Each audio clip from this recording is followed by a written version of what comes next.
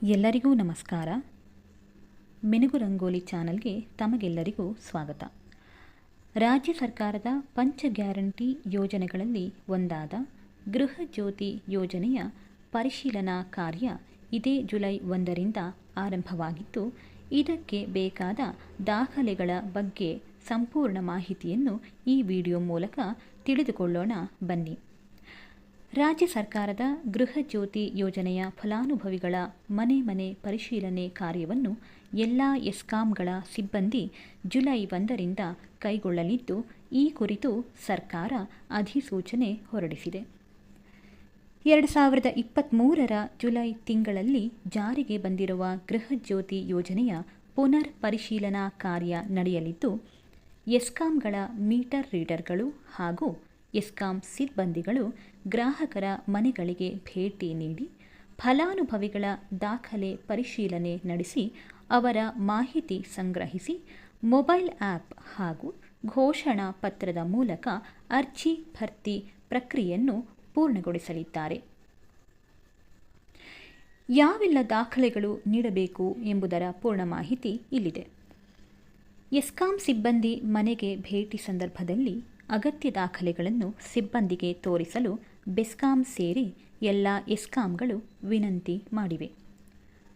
Aadhaar card, ಫಲಾನುಭವಿಯ passport ಅಳತೆಯ photo, ಮತದಾರರ ಗುರುತಿನ ಚೀಟಿ ವೋಟರ್ ಐಡಿ, ಪಾನ್ ಕಾರ್ಡ್, ಬಾಡಿಗೆ ಒಪ್ಪಂದದ ಪತ್ರಗಳು ಅನ್ವಯವಾದಲ್ಲಿ ಮಾತ್ರ, ರೇಷನ್ ಕಾರ್ಡ್, ಜಾತಿ ಪ್ರಮಾಣ ಪತ್ರ. ಈ ಪ್ರಕ್ರಿಯೆಗೆ ಮೀಟರ್ ರೀಡರ್ ಮೂಲಕ ಸ್ಥಳದಲ್ಲೇ ಪರಿಶೀಲನೆ ಮಾಡುವುದು ಏಕೈಕ ಮಾರ್ಗವಾಗಿದ್ದು, ಗ್ರಾಹಕರು ಮತ್ತು ಫಲಾನುಭವಿಗಳು ಮೀಟರ್ ರೀಡರ್ಗಳಿಗೆ ಸಂಪೂರ್ಣ ಸಹಕಾರ ನೀಡಿ ಪರಿಶೀಲನೆ ಪ್ರಕ್ರಿಯೆಯನ್ನು ಪೂರ್ಣಗೊಳಿಸಲು ಇಂಧನ ಇಲಾಖೆ ಮನವಿ ಮಾಡಿದೆ. ಎಸ್ಕಾಂ ಸಿಬ್ಬಂದಿ ಏನೆಲ್ಲ ಪರಿಶೀಲನೆ ಮಾಡುತ್ತಾರೆ ಎಂಬುದರ ಬಗ್ಗೆ ತಿಳಿದುಕೊಳ್ಳೋಣ. ಮೊದಲನೆಯದು ಪಡಿತರ ಚೀಟಿ. APL, BPL ಅಥವಾ ಯಾವುದೂ ಇಲ್ಲ. BPL ಹೌದಾದಲ್ಲಿ BPL ಕಾರ್ಡ್ ಸಂಖ್ಯೆಯನ್ನು ನೀಡಬೇಕು. ಎರಡನೆಯದು ಕರ್ನಾಟಕ ರಾಜ್ಯದ ನೋಂದಾಯಿತ ಮತದಾರರ ಬಗ್ಗೆ ಹೌದು ಅಥವಾ ಇಲ್ಲ. ಕರ್ನಾಟಕ ಮತದಾರರಲ್ಲಿ EPIC ಸಂಖ್ಯೆ ನೀಡಬೇಕು. ಮೂರನೆಯದು ಅರ್ಜಿದಾರರ ಭಾವಚಿತ್ರ. ನಾಲ್ಕನೆಯದು ಅರ್ಜಿದಾರರ ವರ್ಗ SC, ST, OBC, ಅಲ್ಪಸಂಖ್ಯಾತ ಅಥವಾ ಇತರೆ. ಆದಾಯ ತೆರಿಗೆ ಪಾವತಿದಾರರೇ ಹೌದು ಅಥವಾ ಇಲ್ಲ. ಆದಾಯ ತೆರಿಗೆ ಪಾವತಿದಾರರಾದಲ್ಲಿ ಪಾನ್ ಸಂಖ್ಯೆ ನೀಡಬೇಕು. ಆರನೆಯದು ವೃತ್ತಿ ಸರ್ಕಾರಿ ಅಥವಾ ಖಾಸಗಿ ಅಥವಾ ವ್ಯಾಪಾರ ಅಥವಾ ಕೂಲಿ ಕಾರ್ಮಿಕ ಮತ್ತು ಇತ್ಯಾದಿ. ರಾಜ್ಯದ 5 ಎಸ್ಕಾಂಗಳಲ್ಲಿ ಪರಿಶೀಲನಾ ಕಾರ್ಯ ನೆರವೇರಲಿದೆ. ರಾಜ್ಯದ 5 ಎಸ್ಕಾಂಗಳಾದ ಬೆಸ್ಕಾಂ, ಹೆಸ್ಕಾಂ, ಮೆಸ್ಕಾಂ, ಜೆಸ್ಕಾಂ ಹಾಗೂ ಸೆಸ್ಕ್ಗಳ ವ್ಯಾಪ್ತಿಯಲ್ಲಿ ಪರಿಶೀಲನಾ ಕಾರ್ಯ ನಡೆಯಲಿದೆ. ಗೃಹ ಬಳಕೆದಾರರಿಗೆ ಮಾತ್ರ ಅನ್ವಯವಾಗಲಿದೆ.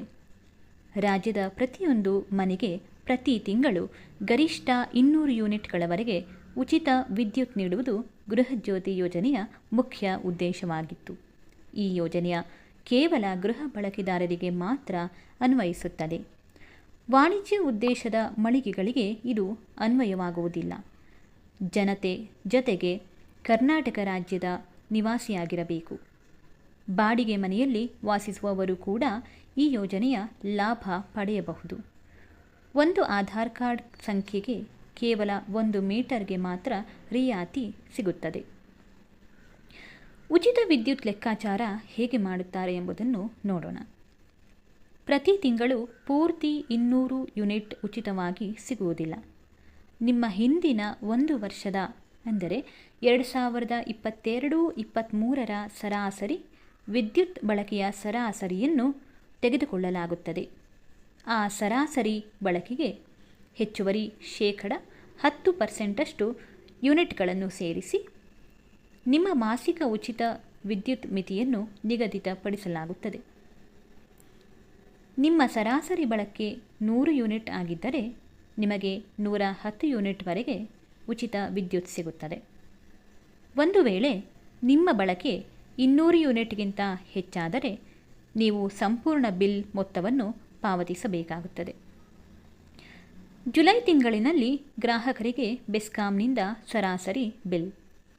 ಗೃಹಜ್ಯೋತಿ ಫಲಾನುಭವಿಗಳ ಮನೆ ಪರಿಶೀಲನೆ ಕಾರ್ಯಕ್ಕೆ ಬೆಸ್ಕಾಂ ಮೀಟರ್ ರೀಡರ್ಗಳು ನಿಯೋಜನೆಗೊಂಡಿರುವುದರಿಂದ ಜುಲೈ ತಿಂಗಳ ನಿಯಮಿತ ಮೀಟರ್ ರೀಡಿಂಗ್ ಇರುವುದಿಲ್ಲ. ಗ್ರಾಹಕರಿಗೆ ಸರಾಸರಿ ಬಿಲ್ ನೀಡಲಾಗುತ್ತದೆ. ಜುಲೈ ಬಿಲ್ಲಿಂಗ್ ಅವಧಿಯಲ್ಲಿ ಗ್ರಾಹಕರಿಗೆ ಕಳೆದ 3 ತಿಂಗಳ ಸರಾಸರಿ ವಿದ್ಯುತ್ ಬಳಕೆ ಆಧಾರದ ಮೇಲೆ ಸರಾಸರಿ ಬಿಲ್ ನೀಡಲಾಗುತ್ತದೆ. ಸರಾಸರಿ ಬಿಲ್ಗಳನ್ನು ಗ್ರಾಹಕರಿಗೆ SMS ಮತ್ತು ಇಮೇಲ್ ಮೂಲಕ ಕಳುಹಿಸಲಾಗುವುದು. ಗೃಹ ಬಳಕೆದಾರರಿಗೆ ಆಗಸ್ಟ್ ತಿಂಗಳಿನಿಂದ ಯಥಾಪ್ರಕಾರ ನಿಯಮಿತ ಮೀಟರ್ ರೀಡಿಂಗ್ ಮತ್ತು ನೈಜ ವಿದ್ಯುತ್ ಬಳಕೆಯ ಆಧಾರದ ಮೇಲೆ ಬಿಲ್ ನೀಡಲಾಗುವುದು.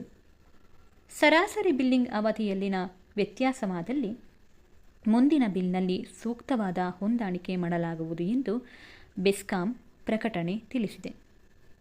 ಇನ್ನಷ್ಟು ಸುದ್ದಿಯೊಂದಿಗೆ ಮತ್ತೆ ಭೇಟಿಯಾಗುತ್ತೇನೆ. ಧನ್ಯವಾದಗಳು.